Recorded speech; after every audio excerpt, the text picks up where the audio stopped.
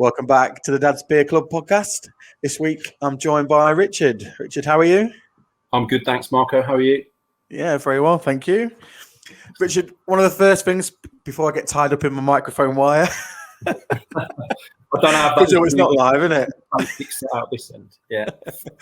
One of the first things we always do on Dad's Beer Club is just check what you're drinking for the evening. So, what's your tipple? So my tipple is a locally brewed Adnams Ghost Ship. So there's some thinking behind it because I moved to Suffolk. You can tell from my dulcet tones, I'm from the Midlands originally. So I moved to Suffolk about 2 years ago.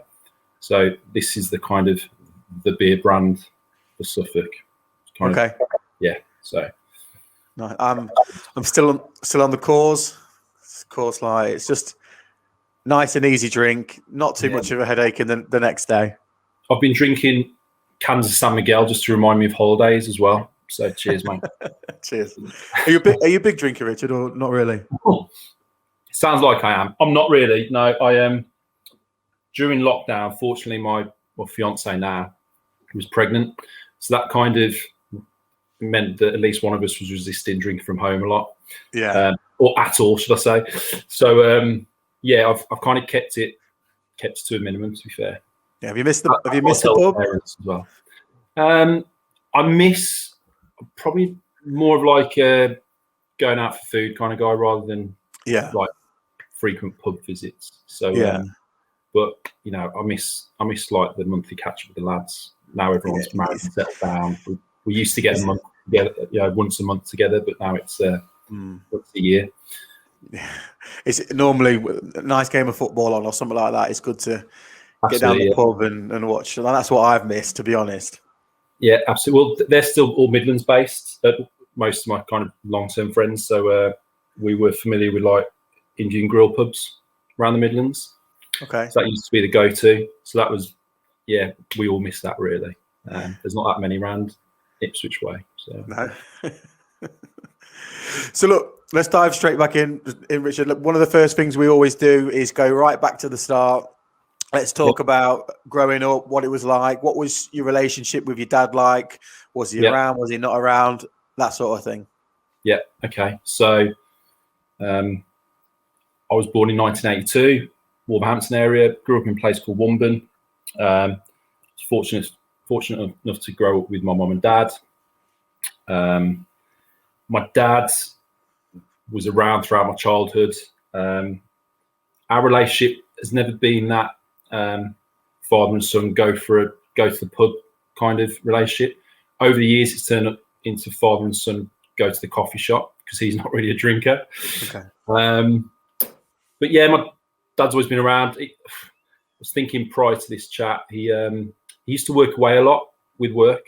So and that was kind of part and parcel of parts of my childhood, really.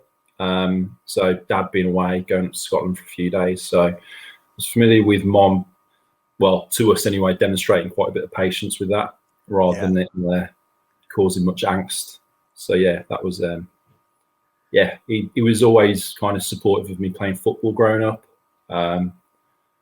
Always probably more patient with me, not doing homework and stuff like that, helping occasionally. Very vocal on the football pitch, giving me grief in front of my mates, which they still don't let me forget.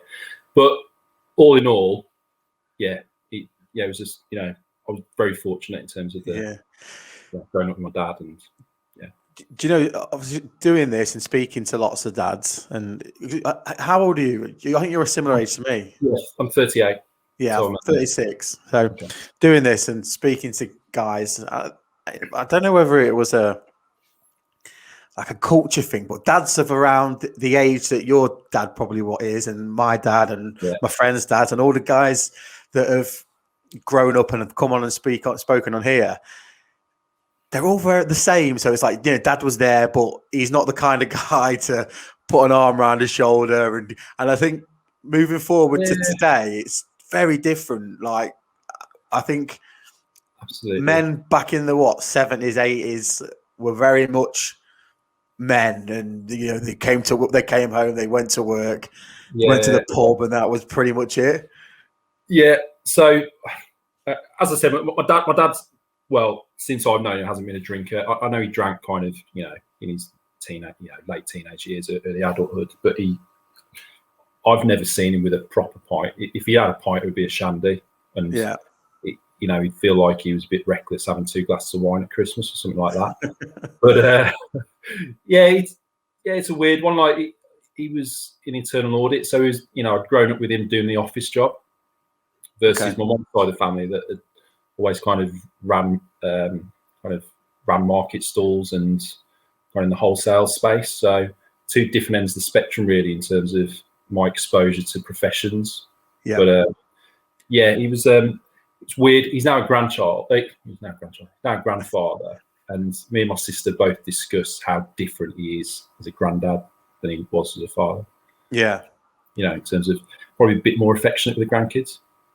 Yeah. I was going to say brothers and sisters. What have you got? Yeah, so I've got one sister, Rachel, who's 3 years younger than me. She settled down a bit earlier than I did, so she's got 2 kids already, been married 12 years now. Yeah, 12 years. So, she still lives in Womburn, close to the family. Yeah. Okay. And are your two's relationship very with your dad? Is it similar? So she had that very much standoff kind of relationship as you've just explained, or was it very different? I wouldn't call it a standoff relationship, but I suppose like around me and my dad, it wasn't the stereotypical, "Oh, son, let's go to the pub on a Sunday afternoon and watch the football together." It was never that kind of dynamic. I think we've almost grown closer over the years. My sister in turn has probably grown closer to my dad over the years.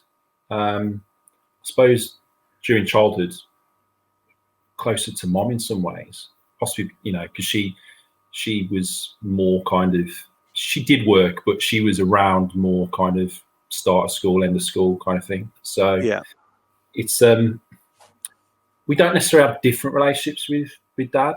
She's probably got him wrapped around her finger a little more than I have.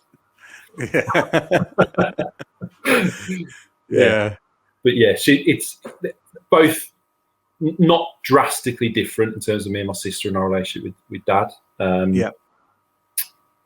It's a good question actually, but I'd probably say quite similar in some respects. I think she spends a lot more time with him now because he retired early-ish at 60 rather than 65, and that coincided with my sister having her first child. So he's been around and helped with childcare and stuff like that. So they see a lot more of each other. I think over time, me and my dad have kind of grown closer in many respects. Just now, both being fathers, I suppose it's a kind of shared experience, isn't it? Yeah, and growing up in your sort of circle of friends was that the family dynamic of dad around, mum and dad together? Was that common for you, or was your group of friends, was that? Because the reason I ask that is, again, a lot of the people I've been speaking to is like, I think you're the 11th one we've done, and I think you're the first one where the dad's been together. Dad and mum and dad have been together. And when I asked them about what was their circle of friends, it was very much the same. Dad was not about, or the mum and dad had split up. So I'm just curious to know, within your group of friends, your circle, were you uncommon or common that your mum and dad were together? Another good question. I must admit, like I've had quite a close circle of friends since kind of early high school. So, and it's quite rare. We've kind of stuck together as a group of mates. Everyone, most people have had kids and got married and that kind of thing. But out of that group, so there was a couple of kind of parents that maybe had split up during that time. But at the same time, up until teenage years, I think it was probably for most of us a pretty settled family unit. Settled as much as mom and dad were together. I mean, one of my friends lost his dad, to cancer of the blood or a similar disease in our kind of late teens. And so I've seen my friends go through loss of parents, and over time, that's a terrible thing. And since some have broken up, and I don't get involved in other people's private lives, but I think over time people do change. And I think society means that, if people separate and are happier now, that there's less stigma around it, which I don't promote it in one sense, but I'd rather people be happy apart than be together. I always remember one of my exes that I was with for 16 to 20. Their parents hated each other, and openly would say, "We are only together for the kids." Like that's it. Absolutely. And I think that still goes on. I mean, touch wood, my own situation, very happy and got engaged at Christmas. It's probably something. It's probably something thank you. It's probably something I've been conscious of in terms of relationships I've been in the past, and kind of probably waiting for the right person. As corny as that sounds, but it's something I've been super conscious of from kind of. Yeah. So family-wise, so just you and your sister, so relatively small family. Yeah. Your mum and dad's, are they from a small family as well, or did you have quite a big extended family? So my dad had a brother, still has a brother. My mum had a brother and a sister. I suppose we've grown up with cousins around the family. We went through the family rifts and stuff like that, which still remain in some pockets of the family. I think it's just one of those things growing up. Not everyone has that kind of, Hollywood family setup where everyone gets on at Christmas, and there's no difference of opinion. So I'm yet to meet any family that's like that. Exactly. I mean, I was chatting about it with my sister yesterday. It's you kind of take it's quite a emotive discussion, but as you asked, it's kind of, I think we've both taken on the learnings from that and conscious of kind of not our next generation. But I think a lot of that comes from kind of, you talked about dads are different now. I think like really poor communication in a family in previous generations. Do you know what I mean? Whereas now, different people, admittedly, but I think we'd I'm resolute that I'm hard pushed to let it happen again. But I think it's right. I think communication is a big one, but it's also so much. It's technology now. It's always so much easier to communicate, isn't it? Like feel more connected. When we were growing up as like 8, 10, 11-year-olds, you didn't hear or see from your mum all day at the weekend because you'd be out, or whereas now they're on the phone every 2 seconds to the kids these days. Yeah, absolutely. I think like you're a similar age, so we span that generation of no contact versus like teenage years. We started to get mobile phones and that kind of thing. So we probably have the best of it in some respects. Which do you prefer? I don't know. I think that's a very deep question. I think people take friendships for granted a little more now. I think that's more a social media thing rather than mobile phones. Well, it is because you see your friends online and you see them posting, and almost proxy you feel in your head you're probably interacting with these people because you see their life, see their life interacting before you, whereas actually you've not seen them or spoke to them in bloody weeks and months. Absolutely. And it's like a family WhatsApp group. Like you can see, sister will post pictures of the kids and you see what everyone's doing, and it's almost easier to observe than it is to participate. No, 100%. I'm anything Facebook, LinkedIn.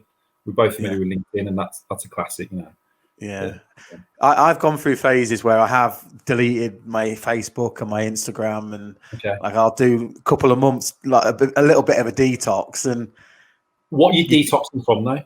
I just think because what it was, right? I used to find myself sat like perfect example. We'll be watching my wife's in there watching Poldark on telly, right?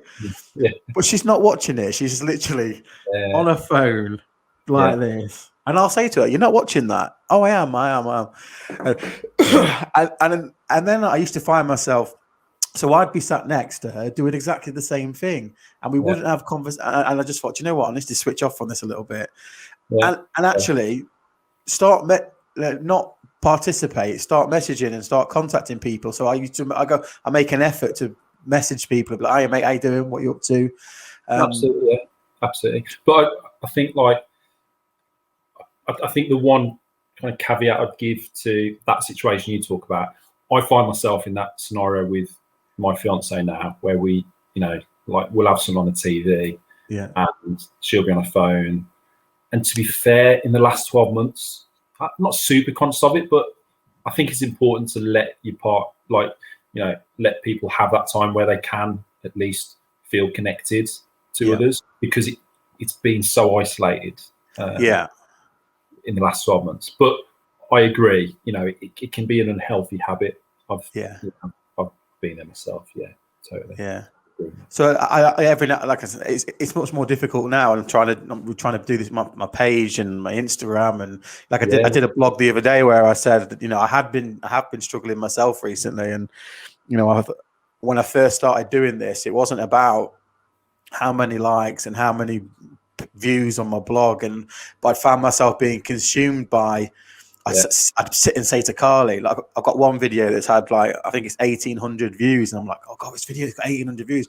It's like honestly, who cares? The reason I started this wasn't for that. That wasn't the reason. It was more an outlet for me because I was struggling with the lockdowns and stuff like that.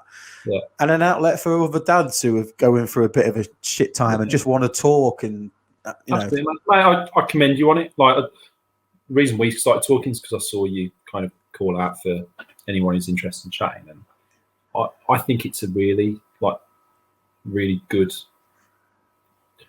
cause to kind of support, or a good topic to broach for people, because I think there's too much about the bravado on LinkedIn, and everyone's living not LinkedIn, social media generally, and LinkedIn to be fair, but in a business sense. But I think it's a great cause. So it's good to chat like this, to be honest, because being quite isolated in the last 12 months, it's just refreshing to have a conversation outside of the usual bubble. It is. And what I've found is, some of the messages that I've had is that some guys will say, "Oh, do you know what? I've listened to your last podcast, and I was actually going through exactly the same thing, and I thought I was on my own." So I'm really pleased to hear that other people not pleased to hear that other people are struggling like them, but it's just that they're not alone. It's reassuring. Yeah, exactly. Yeah. If you're going through a tough time, it's often easy to think that you're the only one. Yeah. And to quote the famous song, "You're not alone." There's lots of people in the same situation, but I think because of the social media thing, not many people get the chance to really talk about it amongst fellow kind of people in the same situation. So and especially with dads, there is such a stigma being, not so much dads, but just men in general. But there is a stigma around men talking about how they're feeling, or if they're struggling with, back to 2 years ago, you get to the pub and you're like, "Oh, do you know what? I'm feeling really bad today, boys." And you get man up, like, "Come on, mate." Yeah, absolutely. Give you the wobble. Yeah. Even if you'd admit to it in the first place, to be fair. Yeah. Like I did with a guy called Joe. It was the 9th one, so a couple of weeks ago it was released, and he planned how he was going to kill himself. Like, he had it all done. It was done that he was going to do it that day. But he talked about, going to the pub with his friends, and he would not dream of saying to any of his mates, or going to the football and saying, "Do you know what, lads, I'm really struggling here." He just wouldn't dream of it. And it got to the point where it was so bad that he'd actually planned how he was actually going to do it. And the thing that really annoyed me about that is, though, he went to the doctors 3 times to ask for help. And it wasn't until the third time of asking that he got the help. And I think, you know, if somebody goes to ask and gets the balls to go and say, do you know what, I need some help, they have to have it. Absolutely. And I think, it's a good story in the sense that he didn't do it, I suppose. And I mean, I've gone through my own challenges over the years, which I'm happy to talk about. But I suppose, and I sought help at different stages in different ways. But I think the benefit of having people around you, whether it's friends or family who you can chat to and open up to, is sometimes half the battle.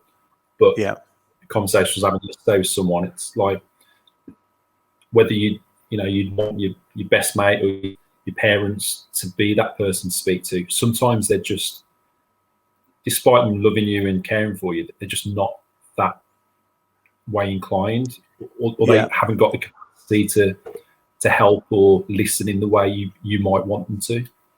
Yeah, 100%. So I can recognize that, because that, you know, if someone had come to me 2 years ago, I'd have been exactly the same. You know, I used to think that people that suffered from depression were just people that were miserable and needed to get over it. I just didn't understand what depression was. And then it wasn't until, you know, you start having days yourself where you don't want to get out of bed and you're starting to feel rubbish for no reason, where you actually start to say, actually, there's something to this. Yeah, absolutely. Yeah, I think comparison is a massive thing in current society. I think, you know, it's kind of, we live amongst these super wealthy, and if you're into that, super famous individuals, and you know, a lot of people feel it's so unattainable, and you know, that phrase, comparison is the thief of joy.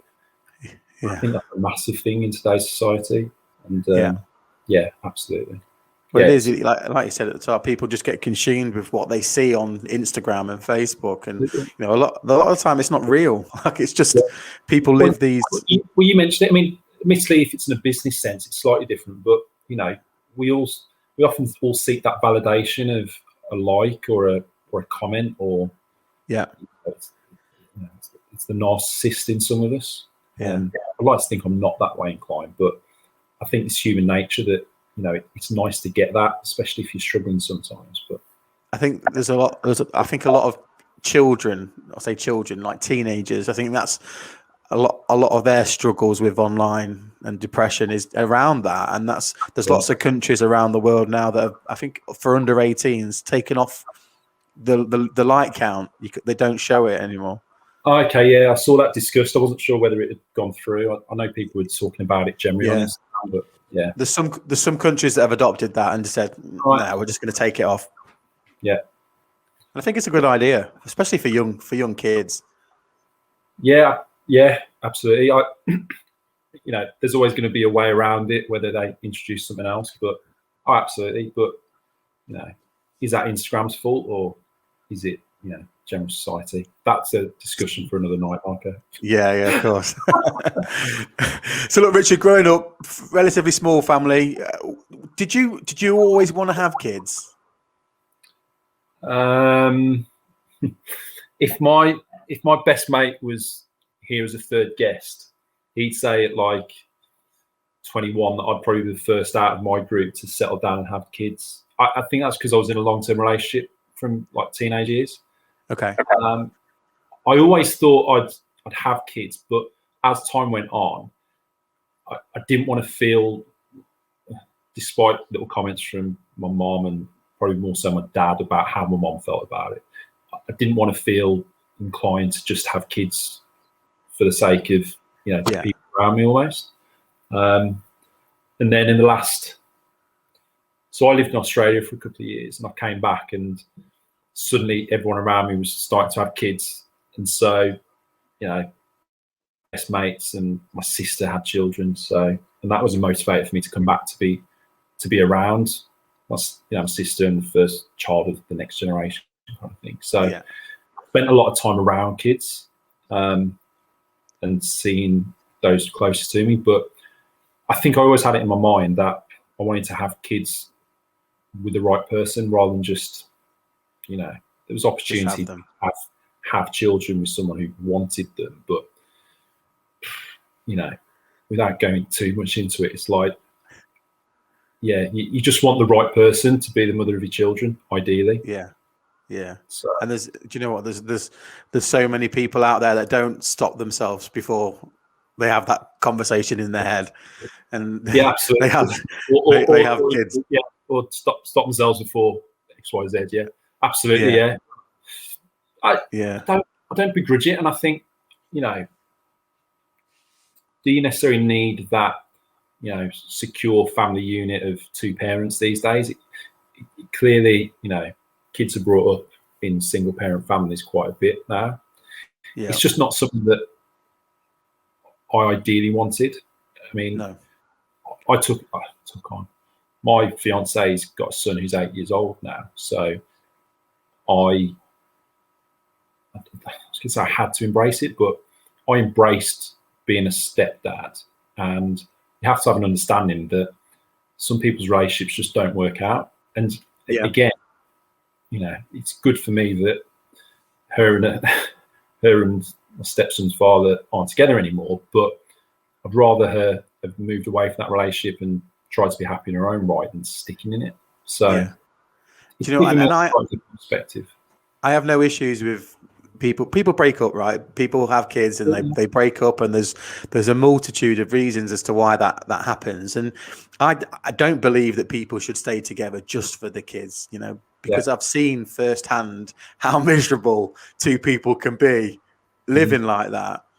But where I don't have any sympathy is where, and not so much sympathy, but it's annoying where people split up and then dad, or in some instances mom, just have nothing to do with the kids at all. I think that really irks me. That really bothers me. Yeah. I thought you were going to say something different then. I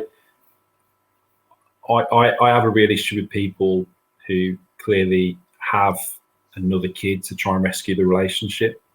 Yeah. And I get, like, it's such a joyous moment to bring another human being into the world, but I think it's a really sad situation when it gets to that. And that for me is quite a selfish move, because, you know, ultimately, like, a relationship shouldn't be about the kids. The kids add to it, but yeah, I mean, I may be getting on a pedestal a bit there, but that's me speaking. That's me speaking very honestly with you about it. I'm with you on that. It's, I get how tough it is as well in terms of the step parent. Not necessarily for me as a step parent. That brings its challenges, but kind of for you to split up and then, you know, the other person finds another partner, and like I said, like, society makes you feel that people, you know, become a parent and then they're suddenly like this super parent. Yeah. And some people struggle to kind of deal with parenting and being that father or being that mother. So it's really not easy. It's not an easy job at all. You know? And, you know, some people don't feel that instinctive kind of maternal or paternal sense either. Yeah. And, you know, if they've gone through the same, you know, isolation or separation from their parents growing up, maybe it's a natural inclination for them to just walk away from it as well. I don't know. Again, you got to sympathise with the kids more than anything. Yeah. I mean, I did a podcast with a guy a few weeks ago where he talked about it took him 3 months to connect with his first child, but he saw the kid as a burden, and he saw this kid as taken away from his life and going out with his mates and going to play football. And it wasn't until like 3 months in where it was like a light bulb just clicked, and he went, "Oh fuck, I love this kid. Like, what have I been doing?" But I think that's a massive thing, though. Like, you know, I think I was 38 and I had my first child last year in September. But if I hear about people having kids in their early 20s, and fine, it's their decision. But I'm like, I'd have felt a huge sense of loss having done what I ended up doing in my 20s. Yeah. So we've had a kid early, and it's like the biggest commitment you can make, you know. So I can relate to that. You know, I think it's likely that a lot of men and possibly women go through that as well. Yeah, but you're probably right. Actually, a lot of women probably do go through that, but it's almost forced upon the woman, right? Because often the dad will walk away. It's very rare that mum can or will walk away. So I think sometimes, I guess that. Yeah, go on. Oh, no, I was just going to say, I guess some women could have a sense of entrapment with that. If that's how they're feeling, then they almost feel a little bit trapped and that they can't just walk away. Whereas dads seemingly feel like they can just walk. Yeah, absolutely. And I think society puts labels on those two separate situations, like they do with a lot of male and female things. And I mean, you know, I suppose that natural maternal instinct, obviously just based on the physical process that a mom goes through, it's less common for that to happen, but it can happen. So I'm probably not that well positioned to start talking about that subject, but you know what I mean. Yeah. So look, you mentioned as well that you were in a fairly long-term relationship when you was younger. Now, normally long-term relationships, at some point there's a conversation about having kids. Did that conversation ever happen, and was that something that was ever considered when you were a little younger? No, in that relationship, no. It was, you know, we'd had a couple of scares along the way in terms of, oh Christ, she might be pregnant.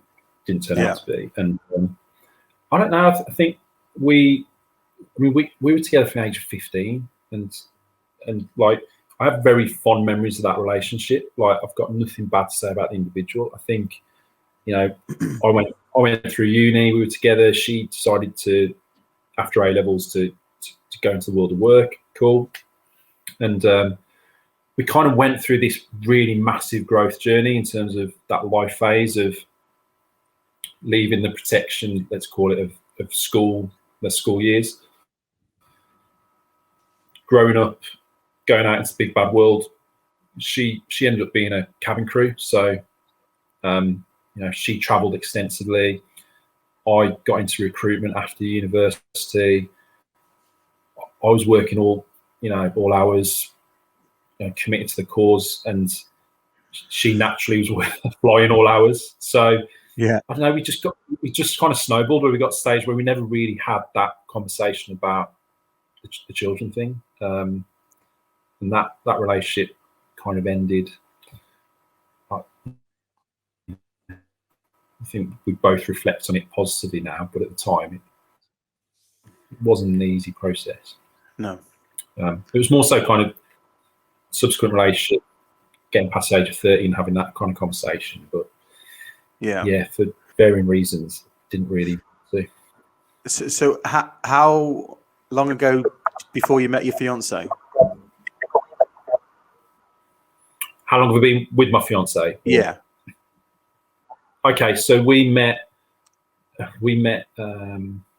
got together Christmas 2018. Okay. Yeah, just around Christmas time 2018. Yeah, just before. Okay, so she's got a 6-year-old at that point. Is that right? Yeah, she had a 6-year-old. Yeah. His name, I mean, for reference, his name's Isaac. Okay. And I didn't meet him until probably the April, May time. I think I might have met him before then, actually. Yeah, I met him kind of 2 or 3 months in, but we'd known each other prior to that, so we'd spent time together. She knew, you know, who I was. I wasn't like a total stranger. Okay. But yeah, go on. I was going to say, so you knew that she had a child? Yeah, from the first moment I met her. I also knew that she lived, but I didn't know how far away it was from Birmingham at the time. So that was like, yeah, it's not too far. But yeah, so I ended up up in sticks from Birmingham, moving here. I love the area, but yeah, the steps, like knowing she had a child, it's one of those things. Like I always said to myself, it doesn't matter if the person you meet, if they're the right one, if they've got a child or children. Yeah. And it's definitely proved to be the case, but probably been really challenging in terms of, you know, Isaac wasn't immediate warm or embracing of me. Yeah. So that's been probably one of my biggest life lessons in the last couple of years. And I mean, over time, I look in, like he's still got a really strong relationship with his dad, and his dad is very much that, you know, hero figure for him. And I've never begrudged him that. I think it's great. And his dad plays a huge part in his life. I think me stepping into the equation was almost like a threat to him and his mom, really, you know, in the sense of 6, you know, growing up with mommy and daddy up until the age of 4 or 5. They split up. It was a big challenge, and you learn sounds over the top. You learn a lot about love and like kind of just being there for someone without expecting too much from them. Yeah. And I look at him, he's not, but I look at him as my own now. But I think that's a lot about the nature of the relationship I'm in. And yeah, I wouldn't change for the world now. And he's such a character, and we have a good laugh. You know, watching him growing up's great. Seeing him with his sister now, it's brilliant. You know, she's almost his kryptonite in terms of, you know, he's like a superhero in his own little mind, but she's that weak spot for him. In terms, you know, it's lovely to see him, you know, showing her affection and stuff like that, which we were unsure would happen, but it's been a bit of